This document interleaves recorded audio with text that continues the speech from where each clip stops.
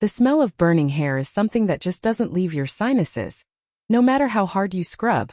I'm currently sitting in my car, a 2014 Honda Civic that smells vaguely of the blueberry muffin I dropped on the floor mat 3 days ago, and I'm watching the smoke pour out of the crawlspace of my own house. I have a gas can in the passenger seat and a text from my brother that just says asterisk, "I told you not to look in the box." Asterisk.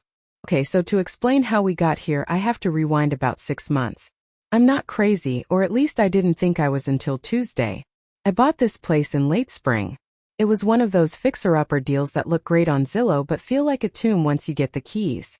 I was working from home, mostly just staring at spreadsheets, drinking lukewarm coffee, and waiting for the silence to stop being so loud. I found the box behind a loose piece of plywood in the basement utility room, while I was trying to figure out why the water pressure was making this weird, rhythmic thumping sound, like a heartbeat behind the drywall. It was a heavy rusted metal lockbox, the kind you'd see in a 1940s office. I didn't have the key, so I spent about 40 minutes prying it open with a flathead screwdriver, while listening to a podcast about unsolved disappearances. When it popped, there wasn't gold or cash, just a stack of Polaroids and a Garmin GPS unit that looked like it had been through a car wash. The photos were all of me. Not me from years ago, but me from the last few months. Me in the backyard pulling weeds. Me at the kitchen table eating that exact blueberry muffin. Me sleeping. And the GPS? When I charged it, the history wasn't roads or highways. It was just a series of coordinates that all centered on the exact spot where I was standing in the basement. I sat there for, I don't know, maybe an hour? The FedEx guy knocked on the front door 3 times. But I was so zoned out staring at the grainy picture of myself asleep that I just didn't move. Why didn't I call the police? I think I was paralyzed by the sheer stupidity of the situation. Felt like a prank. A really expensive, dedicated prank. I kept thinking, if this is a joke, who spent this much money to stalk me in a suburb where the biggest news is a pothole on Main Street? I reached out to my brother, Marcus. We haven't been close since the funeral. Don't ask which one, it doesn't matter. But he's the only one who knows how to handle weird stuff. He didn't even ask for proof. He just told me to put it back exactly where I found it, and leave the house for the weekend. But that's the thing, I couldn't leave. I had a deadline for a project at work, and my boss is the kind of guy who sends "Are you still alive?" emails if you don't respond within 20 minutes. I stayed. That was the mistake. The first night I locked every door and window. I had a kitchen knife under my pillow, a serrated one which is pathetic looking back. Around 3 a.m. the thumping in the walls stopped.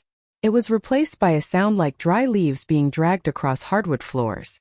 Not inside the house but underneath it. I grabbed my phone and my battery was at 4%. I remember thinking, of course, because why would I ever have a charger nearby? I checked the camera I'd set up in the living room. The app was lagging, just showing a frozen frame of the couch. Then the screen refreshed, and there was someone sitting on my armchair. It wasn't a person, really. It looked like someone wearing my clothes, the gray hoodie I'd left in the dryer, the exact pair of jeans I had on. It had no face. Just smooth, pale skin where the features should have been. It wasn't doing anything. Just sitting there, staring at the camera. I felt this weird, cold pressure in my ears like when you're driving through the mountains and your ears pop. I tried to scream but nothing came out. I think I just sort of whimpered into my pillow. This is going to sound insane, but I found myself standing up and walking toward the living room. I don't remember getting out of bed. I just remember the carpet feeling cold against my feet. The chair was empty. The window was cracked open, and I could hear someone humming a melody that my mother used to sing. Only they were singing it in reverse. I'm not joking. It was backward. I went back to the basement. I had to know if the box was still there. I ripped the plywood off. I tore it off with my bare hands. I think I have a splinter the size of a matchstick under my thumb right now, and the box was gone. In its place was a note written on a piece of printer paper. It just said, "Asterisk, don't worry, we're almost done." Asterisk. I didn't sleep for 2 days after that. I just sat in the driveway in my car, eating gas station beef jerky and waiting for the sun to come up. Every time a car drove by, I ducked down, convinced it was one of them. Or maybe one of me. I don't know how many there are. That's the part that keeps me up. Marcus texted me again while I was sitting there around noon yesterday. He said, "Asterisk, I told you not to look in the box." Now you've tethered yourself to the sequence. You have to finish it. Asterisk. What does that even mean? I tried calling him back, but the line just clicked and played a recording of my own voice, telling me to please hold. I swear to God it was me. I hung up and threw the phone against the dashboard, which cracked the screen. Now I can't even read half the texts. I'm currently watching the house burn because I didn't know what else to do. I poured the gasoline around the foundation, and it went up faster than I thought it would. It's huge now. The flames are licking the eaves. The neighbors are starting to come out of their houses, holding their phones up to record. I see Mrs. Gable from 3 doors down looking right at me, and she's not even trying to hide her phone. But here's the thing that's making my stomach churn. I'm looking at the burning house, and I see myself standing in the upstairs bedroom window. Not a reflection. Not a shadow. Me. Standing there, not screaming, just watching the fire climb the walls, looking back at me sitting in my Honda. We made eye contact for a solid 10 seconds. The me in the window smiled. Not a human smile, it was too wide, like a mouth carved into a pumpkin, and then stepped back into the smoke. Did I start the fire to kill it? Or did I start the fire because it needed me to? I'm still sitting in the car. I'm typing this on my crack screen, and I think I see blue lights coming down the street, but they aren't police lights. They're too slow, and they're pulsing in the exact same rhythm as that thumping sound from the basement.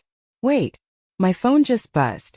It's a notification from my home security app. Asterisk motion detected in the living room. Asterisk. I'm staring at the burning house. There is no living room left. It's all charcoal and ash. So how is the camera still working? And why is the app showing a live feed of someone opening my car door? I don't want to turn around. If I turn around, I'll have to see if the door is actually opening. I can hear the click of the latch. It sounds exactly like the sound my old bedroom door used to make when I was a kid. I should have left when Marcus told me to.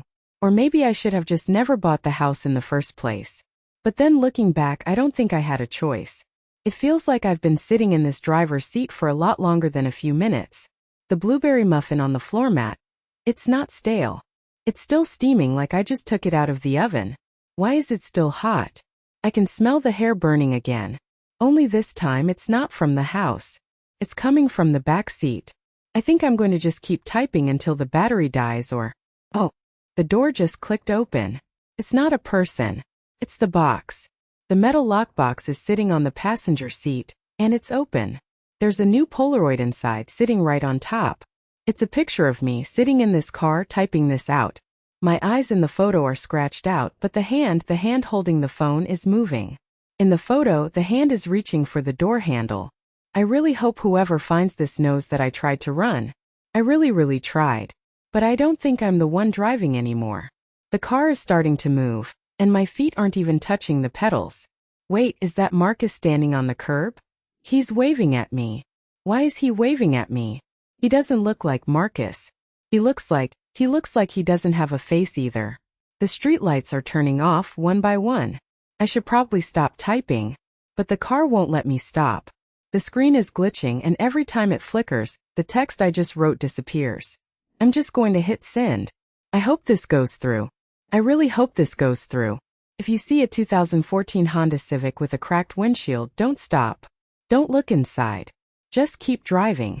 I don't know how much longer I can keep my eyes closed. I don't know if I'm even human anymore.